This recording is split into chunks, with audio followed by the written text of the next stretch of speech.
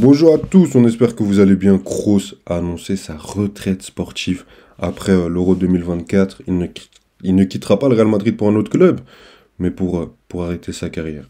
Générique. Ah oui, pour Ribéry qui va arriver devant Casillas. Vas-y mon petit. Il est dedans. Il est dedans. Le premier but de Ribéry. Générique. Bon, aujourd'hui pas de sommaire, on va juste parler, rendre un hommage à Kroos. Quelle place il a dans l'histoire aussi, ça on aime bien faire, même si je pense qu'il mérite un petit versus vs d'autres grands milieux de terrain. Malik, tu veux commencer ou j'y vais?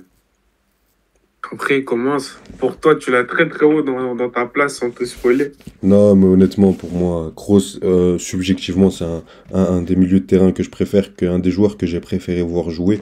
Et je le dis depuis plusieurs saisons, ça, c'est pas depuis la hype de cette saison. Après, honnêtement, ça va peut-être paraître fou ce que je dis, mais je suis content qu'il finisse cette saison. Parce que sur le discours qu'il nous vend depuis des années, Kroos a toujours dit qu'il voulait partir au plus haut niveau, qu'il voulait partir avec honneur, un peu ce que nous disait Cristiano Ronaldo il y a des années. Il nous disait qu'il voulait partir du Real Madrid et pas d'un autre club, et il a tenu à ses promesses, il a tenu à ses paroles. Et moi, j'aime bien voir ce truc de joueurs qui partent alors que tu sais qu'ils peuvent encore faire des choses. Même si on préfère... Moi, tu mets un Kroos au Bayer Leverkusen, je suis le plus heureux du monde, je le vois encore jouer, tu vois. Mais j'aime bien ce truc de très grands joueurs qui partent quand ils sont pas à leur prime, presque, hein, parce que je pense que Kroos est à son meilleur niveau, en tout cas au même niveau que ses meilleures années. Et c'est incroyable l'histoire qu'on va raconter autour de Kroos. Pour moi, c'est la meilleure saison pour partir.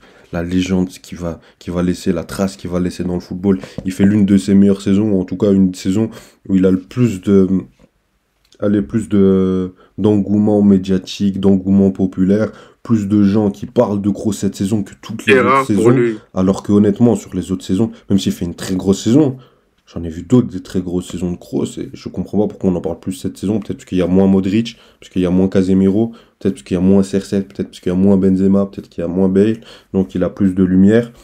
Même s'il y a Bellingham et Vinicius, mais en tout cas, il mérite. J'ai pas envie de dire que c'est un roi sans couronne, parce qu'on l'a quand même pas mal placé sur son trône, mais très souvent, je trouve que dans les classements des meilleurs milieux de terrain du monde, même de tous les temps, bon, après, je dis pas qu'il doit être premier à chaque fois, mais souvent, on le mettait pas dans des discussions qui, pour moi, devraient être légitimes, comme des discussions avec Xavi, avec d'autres joueurs, avec Modric, et ça, je trouvais quand même assez insultant. Et l'histoire qu'on va nous raconter où le mec fait une superbe saison, il va chercher encore une Liga, peut-être une Ligue des Champions, et il va jouer un Euro à domicile, et il revient, il rechausse les crampons pour aller aider l'Allemagne qui est sur trois échecs d'affilée depuis la Coupe du Monde 2018, l'Euro 2021 et la Coupe du Monde 2022, pour les sauver à domicile. Pour moi, honnêtement, c'est fantastique. Vraiment, le documentaire qu'on va nous dire, par exemple, moi je parlerai à mon fils, je lui dirais, ouais, sa dernière saison, il fait une saison incroyable, et il revient dans son pays pour aider son pays pour l'Euro à domicile.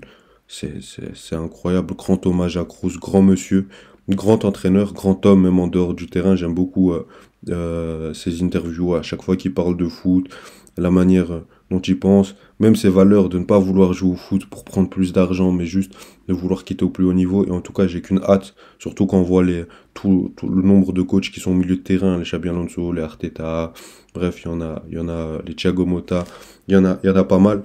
J'ai qu'une hâte, c'est de voir Kroos passer ses diplômes de coach et exercer ce métier-là au plus haut niveau et nous régaler une fois de plus dans le football. Non, Tony Kroos, c'est l'exemple de la régularité dans le sport. Tu disais oui, je sais pas si c'est son prime ou si c'est... En tout cas, ça, ouais, c'est comme ses meilleures saisons. C'est simple. Tony Kroos, c'est le genre de joueur, sur une saison, il va te faire des matchs 8 sur 10, 8 sur 10, 8 sur 10. Peu importe l'adversaire, peu importe la compétition, peu importe avec qui il joue, contre qui il joue, ça change rien. 8 sur 10 à chaque fois.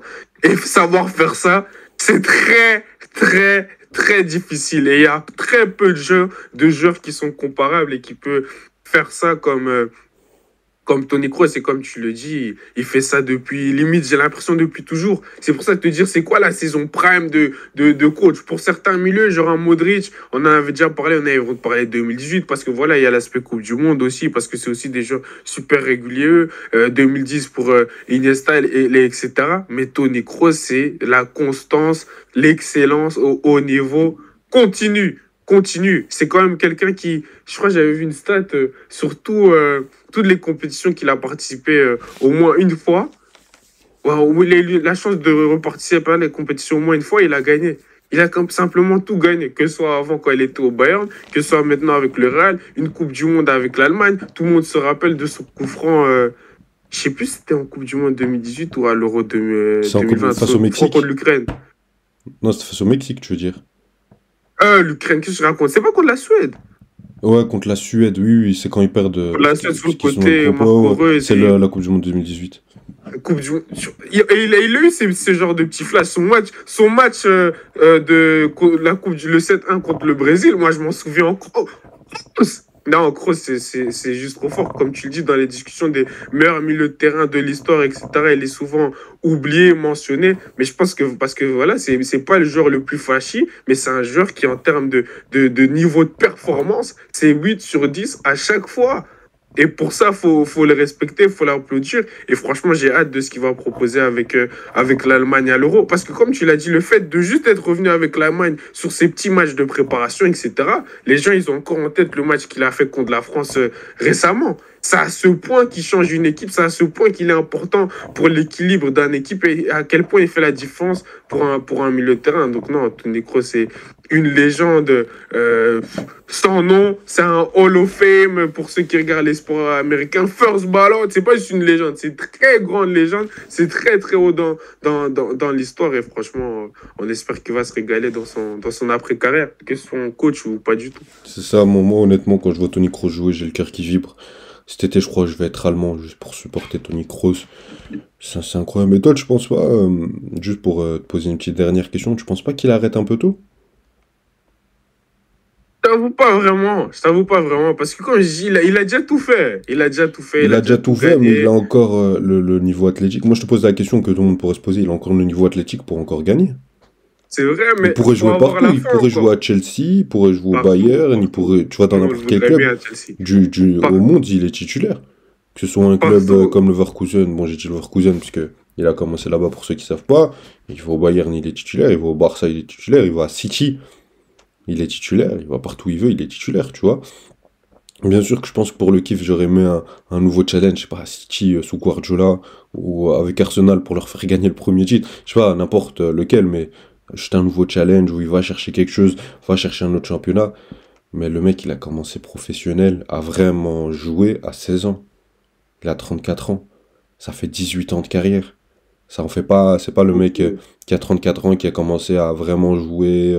Tu vois, comme les milieux Iniesta, Xavi, ils ont commencé un peu plus tard, tu vois. Ils ont commencé vers 21 ans, 22 ans. Tu vois, à 34 ans, ils avaient 12. Non, il a 18 ans de carrière, c'est énorme.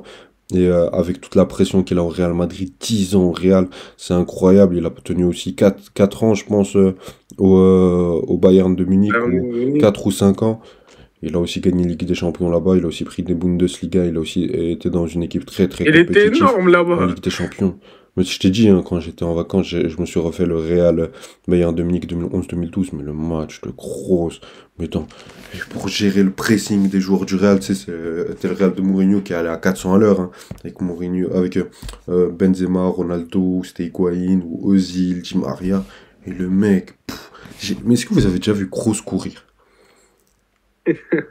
Non, mais il se téléporte, mais il a une facilité.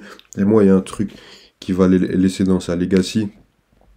C'est que t'as combien de joueurs qui jouent comme Kroos? Il y a le petit Joao Neves que j'aime beaucoup de Benfica, mais vraiment B qui joue vraiment comme Kroos. Ou le mec qui joue que avec son cerveau. Pour moi, Kroos, c'est la définition. Je pense qu'on va conclure là-dessus si t'as rien d'autre à dire.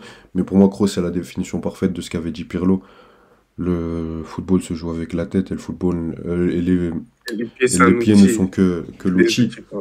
C'est ce qui définit parfaitement Kroos. En tout cas, on t'aime beaucoup, Tony. On t'aime beaucoup. J'ai acheté ton maillot de l'Allemagne. Ouais. Je vais me faire un dernier kiff. Voilà. Allez, en tout cas, n'hésitez pas à liker, vous abonner, activer la cloche. Dites-nous ce que vous avez pensé de la carrière de Toni Kroos. Est-ce que c'est pas trop tôt qu'il arrête maintenant? Si vous êtes déçu, si vous êtes quand même content pour lui.